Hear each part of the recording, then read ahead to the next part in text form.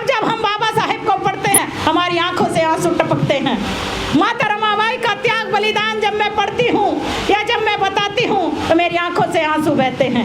आज हाँ, मैंने जो ये बीड़ा उठाया है बाबा साहेब की बेटी बनने के लिए उठाया है। बाबा साहेब ने अपनी बेटी इंदू को खोया। बाबा साहेब की बेटी इंदू बीमार पड़ी। लंदन के अंदर बाबा साहेब भूखे पेट थे। एक टाइम खाना खाते थे हमारे मसीहा, और जब दूसरे टाइम भूख लगती थी तो एक गिलास में पानी लेते। जो दुकानों पर ब्रेड बेकार फेंक दी जाती थी, जिनमें हुई लग जाती थी, हमारे मसीहा उन्हें खरीद कर लाते और उन्हें सुखा कर उस पानी के गिलास में भिगो कर खाते थे। लेकिन कुछ समय ऐसा आया कि जब बाबा साहेब को एक भी टाइम का खाना नहीं मिला और लाचार होकर उन्होंने माता रमाबाई के नाम एक पत्र लिखा। बाबा साहेब ने कहा कि रामू, मैं बहुत बेबस और बेहद लाचार हूँ, मेरे पास खाने के लिए पैसे नहीं है रामू। मेरे पास जो खाने के लिए पैसे थे उनसे मैंने बुक खरीद ली और मुझे खाना खाए कई दिन हो गए हैं रामू। तुम किसी से कर्जा ले लेना, जब मैं भारत वापस लौटूंगा तो मैं वह कर्जा लौटा दूंगा रामू। बाबा साहेब का वो पत्र माता रमाबाई पढ़ती हैं तो उनकी आंखों से आंसू बहते हैं, क्योंकि उनका बेटा पहले ही बिना दवाई के मर गया था, लेकिन वो अपनी इकलौती बेटी को बचाना चाहती थी।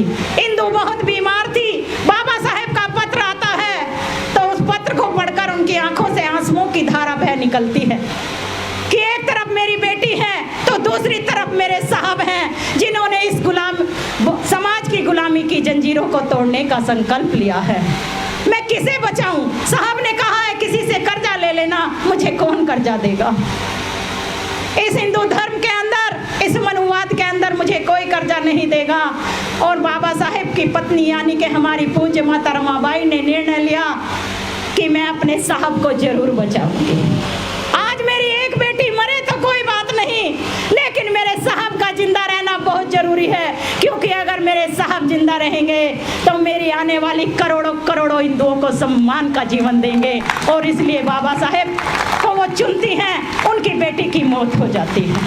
बाबा साहेब का चौथा बेटा राजरतन जब मरा, जो इस समाज के अंदर चमक धमक आप लोग देख रहे हो, अरे वो वही समय था जब बाबा साहेब के चौथे बेटे राजरतन का अंतिम सांस चल रहा था और बाबा साहेब को हमारे अधिकार लेने के लिए लंदन जाना था।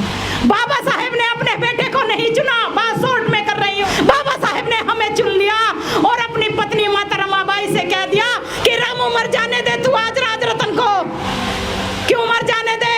बाबा साहेब ने कहा कि रामू, इस भारत के अंदर जो हमारे ये 7 करोड़ अछूत बच्चे हैं, जो राजरतन से भी ज्यादा बीमार हैं, जिनका जीवन पशुओं से भी बेकार है, जो हजारों सालों से मनुवाद के शिकार हैं, आज रामू मैं उन 7 करोड़ अछूतों को इस देश का शासक बनाने के लिए लंदन जा रहा हूँ। मुझ पर विश्वास रखो रामू, जब मैं लंदन से वापस आऊंगा तो इन्हें 7 करोड़ अछूतों के घर में हमारे बच्चे होंगे, यानी कि एक रमेश, एक इंदू, एक गंगाधर और एक राजरतन इन्हीं के घर में पैदा होंगे। वे हमारा नाम रोशन करेंगे रामू, तुम्हारा बलिदान व्यर्थ नहीं जाएगा।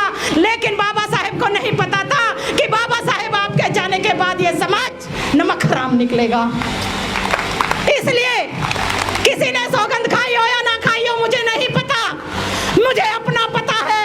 मैंने ये सौगंध खाई है कि हे बाबा साहेब, तुम्हारी बेटी इंदू मरी, मेरे लिए मरी। माता रमाबाई ने जो त्याग बलिदान किया वो मेरे लिए किया। हे बाबा साहेब, आप लंदन के अंदर भूखे पेट रहे तो वो मेरे लिए रहे, क्योंकि आप अगर मुझे अधिकार न दिलाते, कौन पूछता था इस राखी रावण को? अरे ये राखी रावण आज पता नहीं किसी राजपूत के घर में मिलती, झाड़ू पोछे का काम करती या कुछ फटे वस्त्रों में मिलती। आज जो राखी रावण को सम्मान मिला है वो बाबा साहेब के कारण मिला है। इसलिए है बाबा साहेब, ये जिंदगी आपके मिशन में ही जाएगी, मुझे इसकी परवाह नहीं। और इसलिए मैंने और सहरा जी ने ये फैसला किया है कि चाहे 10 भी लोग होंगे हम उन्हें ही समझाएंगे। 10 में से 1 सुधरेगा, 2 सुधरेगा, लेकिन हम अपने काम से हार नहीं मानेंगे और इस मनुवाद की धज्जी उड़ाते रहेंगे, हम पीछे नहीं हटेंगे। जब बाबा साहेब ने कह दिया तो हम कौन करने वाले हैं?